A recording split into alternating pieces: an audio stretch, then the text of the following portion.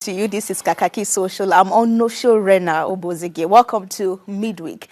Yes, so Edo State has a new governor, Monday Okpebholo. He was sworn in on Tuesday in Benin City, the Edo State capital. Well, a few hours after his swearing in, he announced key positions to his new cabinet. He named Musa Okilo as the secretary to the state government, SSG. He also named a son of Adams Oshomole, that's Cyril Oshomole, as the Commissioner for Health. And that is the place that reactions have started coming in for netizens. But let's see first. He made a post, that's the now governor, made a post himself. And Oshoma, in reaction to that, says, "Congratulations to the new chief in town. May we all witness a working Edo State for transparency, accountability, transformative changes, infrastructural growth in the state. Hashtag modern." So the hashtag basically is himself and his deputy governor.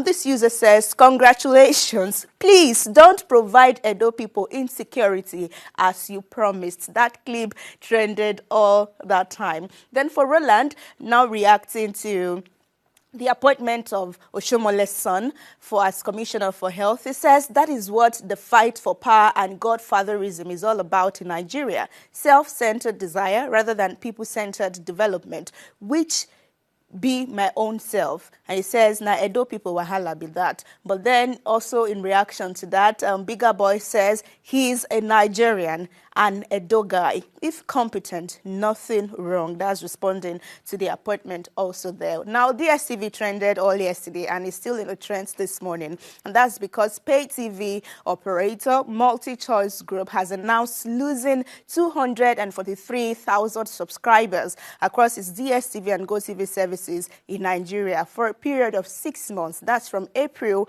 to September 2024.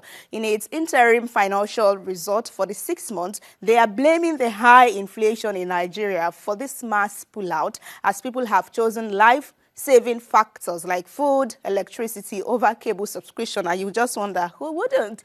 Now, MultiChoice Group CEO Calvo Mawela is buttressing the point, and he says the company is facing its most challenging operating condition in almost 40 years. Well, this is not exclusive to Nigeria. They've also recorded losses in other states and countries too. So let's see just a paragraph of their release. It says, of this decline, 298,000 related to Zambia and 243,000 related to Nigeria, with remaining market on the continent reflecting only a minor decline of 25,000. The company stated in its financial result. It says, while inflation is blamed for the loss in Nigeria, the company attributed the loss in Zambia to drought-driven power outages of up to 23 hours a day. So in Nigeria, it is inflation, market forces. In Zambia, it is because they don't have light for about 23 hours every day.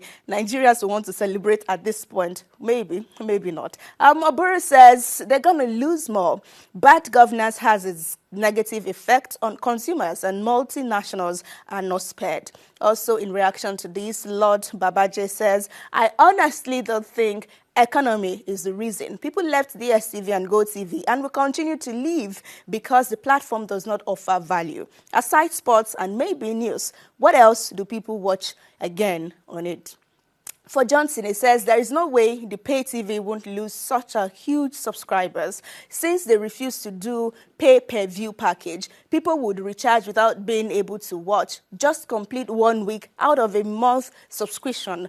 Unstable power supply is one of the major factors that discourage people from accepting the new tariff packages, thus forcing them to abandon the South Africa TV company. More thought will be from this user who says, "The drama on X alone is enough entertainment already." Absolutely, why we have this show. And Ramotu says, "Establish your own cable TV in your backyard." You remember the smart farming that the first lady, well, not first lady, it does not exist, the wife of Nigeria's president, Senator Oluremi Tinubu, has been preaching. In fact, she did it so much and she was giving awards for people who would do so much in their gardens. And he says, okay, let's also have smart cable network in our backyards, in our compounds and premises. Let's have more stories and more reactions to trending issues. Now to the South East in Abia State, the government has made education compulsory for all children in the state.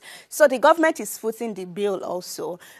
This make it free and compulsory, whether you are from the state or not. Just by residing in the state, you are qualified to be a beneficiary. So when it commences in January of 2025, it will run from primary 1 to junior secondary school 3 in all public schools. By that time, parents and guardians who will not send their children to school will face prosecution. So that is it, and that's why he is trending right there. But of course, you know that netizens think so widely, and they have other thoughts beyond what we see. But then Dami is saying that I was still thinking of this yesterday. Primary and secondary school education should be made compulsory for free across the country. Nigeria can afford it, except that your favorite politicians will tell you it's not possible while they are stealing in billions. Okay? On the other side is Joe Steve, who says, Alex Oti finding a way to win second term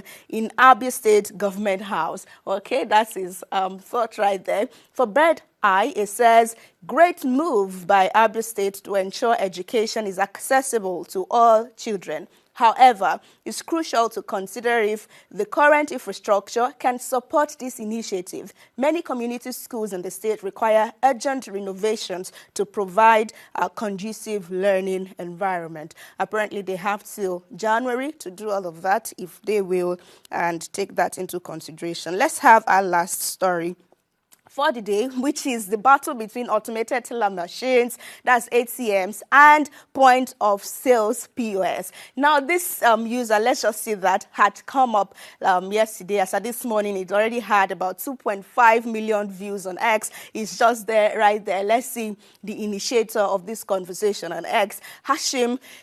He just posted, she just posted, this user just posted, let's leave it at that. And he says, I need the Central Bank of Nigeria to destroy this business of POS, bring back ATMs. And that's why ATM is trending right now. So it was a long conversation on the social media. And Eniton says that POS is the reason why some people can feed their families and not go hungry. If the ATM is your preferred choice, use it. If it's POS, use it. Don't bring people down because you don't want to pay 100 naira charges.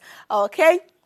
Uncle Kola says, you don't want banking system and ATMs to function properly because it will affect your POS work. Same way some people in government don't want Nigeria to work properly because it will affect their fraudulent income. You see, we are not really different from our leaders. Okay, more thought. Bilan says, it's just the same saying that Yahoo is the reason why some people can feed their families and not go hungry. If 9 to 5 is your preferred choice, do it. Don't bring people down because you don't want to do Yahoo. Now, see how it sounds, responding to that first user. For Imami, saying that we forget too easily. I won't forget driving round the city center looking for a paying ATM on a weekend. I won't forget queuing for 3 hours on an ATM to withdraw 5,000 naira. And he says, I won't. Like, he has history to share.